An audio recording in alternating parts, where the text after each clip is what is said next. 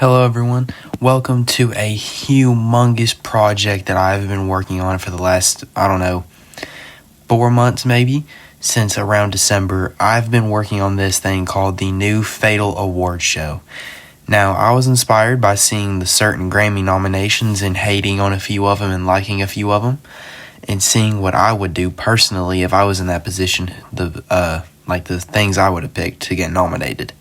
Now, this is exclusively rap music and R&B stuff, so if you want other categories, then, that's kind of just too bad. Now, do keep in mind, this is just the ones that I would want to win these things. This isn't meant to be anything official or really even objective at all. It is just complete personal opinion, so if you disagree with a decision, then just keep that in mind. Now, the way this will work is there will be a category, there will be a first round. Now, that's not for all of them. Not all of them will have a first round. Some of them will just have a final five. But it will be a first round, a final five, and then the winner. Now, let's go ahead and start and get into the first category. And this category is the best rap song of the year. Now, this one was probably the most difficult one besides the album category, because there was just so many great music released this year and so many great songs. However, I was able to nail it down to 10, then I nailed it down to 5, and then I nailed it down to 1. However, some of the nominees were Rich Spirit by Kendrick Lamar, Walkin' by Denzel Curry, Hotel Lobby by Quavo and Takeoff, Jimmy Cooks by Drake featuring 21 Savage, Dance Now by JID featuring Kenny Mason, 54321 featuring Offset, and Metro Boomin's Superhero featuring Future and Chris Brown. Pushin' P by Gunna featuring Future and Young Thug, and Puffin' on Zooties by Future. Now, these are just a fraction of the songs I wanted to include on this list. I went through more than 25 song qualifiers that, in my opinion, could have easily won this year. However, in my opinion, the winner is Rich Spirit by Kendrick Lamar. An easy song to vibe to, beautiful lyrics, and just beautiful vibes all together that I come back to constantly every single day just to listen to it. But let's go ahead and get to the next category. This one, in my opinion, is even harder. There are really good rap albums this year, from smaller artists to even bigger artists. Now, let's go ahead and get into the main qualifiers.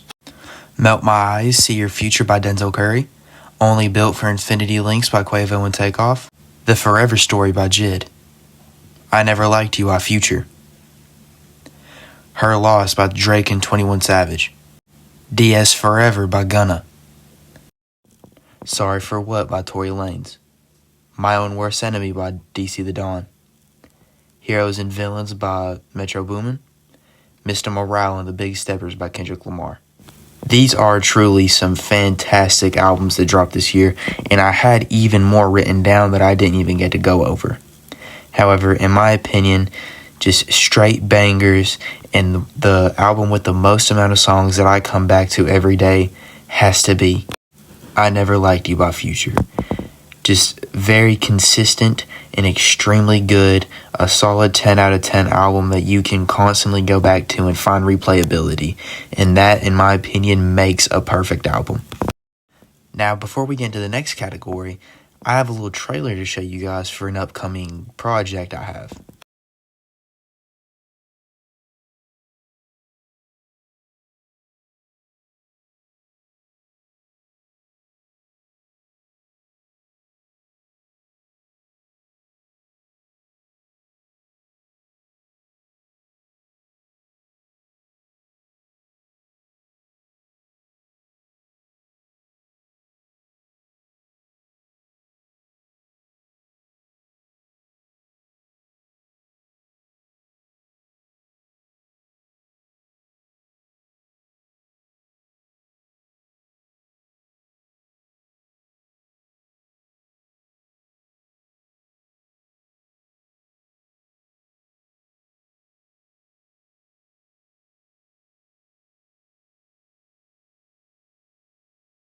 Now that y'all are back from that commercial break, let's go ahead and get into the next category, which is Rapper of the Year. Now, this only has 5 options because I really could have wrote down 100 rappers for this category because of how many rappers had either breakout years, big years, or just having extremely good, satisfying numbers. You have Future, NBA Youngboy, who had a great year, Drake, 21 Savage, and Kendrick Lamar. These rappers together had truly what could be called by most rappers a ideal year. They were perfect. NBA Youngboy showed who he is and like how much of a monumental he is in the influence of new rappers. Future dropped a fantastic album, and even though Drake dropped one bad album, her loss recuperated it. And we all know what Kendrick Lamar did this year. However, I think there is one very clear winner. And that winner is 21 Savage, who showed this year that he is the dedicated feature artist. What I mean by that is he shown that he can be consistently good. I can't tell you one performance that he had below good this entire year. Every feature, every song. It's truly fantastic. A massive growth in Spotify listeners and really just listeners across the board. He is the artist that defined 2022. Now, here's an interesting topic that I think should be brought up more whenever talking about the best of the year. Is the best underrated song. The best song that didn't necessarily get as much mainstream attention as other ones should have. These come from not necessarily underground artists, but artists that don't get as much shine as these new big-time artists, if you know what I'm saying. You've got songs like Marie by Sleepy Hollow, For Show from Sofago, Borrow from Casey, and Futurama 2099 from DC the Dawn. And I didn't get a picture of it, but imagine that there is Ice Spice by NLE Choppa. Now, each song that could have qualified for this category should have got more buzz than it did. But if you ask me, then that there was one above the rest of them. Futurama 2099 by DC the Dawn. A truly great sounding song with an amazing vocal performance by DC the Dawn that just gives the best vibes and the best replayability out of any song on that album and almost out of any song this year. This next category is the best R&B song of the year, which also had heavy competition from a lot of my favorite R&B artists dropping their albums. You've got All Mine by Brent Faiyaz, Shirt by SZA, For the Squadron by St. John, Freakin' Sound by Lucky Daye, and Bad Habit by Steve Lacy. All of these songs are extremely good R&B examples of what an R&B song could be. However, I do think that there is one clear winner. And that winner is All Mine by Brent Faiyaz. A song that I can listen to any time of the day, in any mood, and it would still make me want to text every single girl on my Snapchat hitting them up. It truly brings out the best of my toxicity, and that's what I love about it. This next category is one of my favorites because of how almost easy it was. Kind of. Getting the qualifiers wasn't easy, but picking the winner after a couple of days was actually pretty easy to me. That is the best R&B album of the year. Now let's get into these options. You've got Candy Drip by Lucky Daye, Wasteland by Brent Faiyaz, and I know this isn't the cover, but you've got Gemini Rights by Steve Lacy, 12 Karat Toothache by Post Malone, and SOS by SZA. These are extremely good albums, each and every one of them. However, in my opinion, the one that I come back to the most is easily Candy Drip by Lucky Daye. The next spot is Best Producer of the Year. Now, this wasn't too big of a list because not too many producers were really starting to make waves. However, the 5 that I did pick were starting to make their move. Got Weezy, Southside, Pierre Bourne, Murda Beats, and Metro Boomin. And I'm not going to lie to you, this was pretty easy to me after the month of December came by and Metro Boomin dropped an Album of the Year contender. So I really don't think it's a surprise that he won. And if you think different, then I'm not gonna lie, you're kinda just wrong. This is another pretty fun one to me, seeing as there were a lot of good collaborations from other artists today. I should say this year, not today, that sounded really stupid.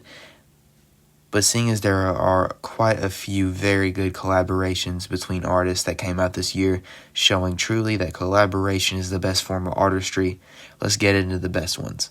We've got Privileged Rappers by Drake and 21, Kendrick's Savior, Pharrell's Cash In and Cash Out, Future's Wait On You, and Metro Boomin's Trance. This was an especially tough one. After hearing all of these great collaborations, which are my favorite kind of songs to listen to, I've defined to one winner. And that's Pharrell's Cash In and Cash Out by him, 21 Savage, and Tyler, the Creator. All three of them give very big amounts of effort into the song, with Pharrell's fantastic production, 21 Savage's really good hook and verse, and Tyler, the Creator's almost verse of the year contender. On to the next category, the best produced song of the year, the song with the best beat that defines this year, a true bop. We've got Futurama 29.9 by DC the Don, Down in Atlanta with Pharrell and Travis, Rich Spirit by Kendrick Lamar, Superhero by Metro Boomin, and I Just Wanna Rock with Lil Uzi Vert. Each of these songs have fantastic production, each in their own different way, that gives you a different kind of feeling. However, the feeling that I actively chase and the feeling that I actively get listening to this winner is what helps me decide that it is the winner, and that is Superhero by Metro Boomin and Future, also with Chris Brown. This song has fantastic production on Future's part, and even Chris Brown's ending verse has very good production behind it. But the main production behind Superhero gets me going, fires me up, and just gives me party turn vibes, and that is actively what I chase when listening to music. On to the last category, the best female performance of 2022. Basically saying which female stood out amongst every other female artist this year. We've got Doja Cat, who looks pretty dumb, Glorilla, Cardi B, SZA, and Megan Thee Stallion. Each of these females had a big part of this year in their own different way. However, the clearest winner, the one that dropped a fantastic album at the closest to the end of the year, was absolutely SZA. Mainly just because her album is so freaking good. By the time I listened to it, this contest was easy peasy. Now that you have watched the 2022 Fatal Awards, I thank you very much for watching them and listening to what I have to say and who won awards for my show. This was a very fun project for me to work on, and it was just so much fun, all the months that I worked on it. I plan on doing this each year from now on, and just being a fun thing that my show does. Hope y'all tune in next year. I have an album dropping on February 14th, on Valentine's Day, baby.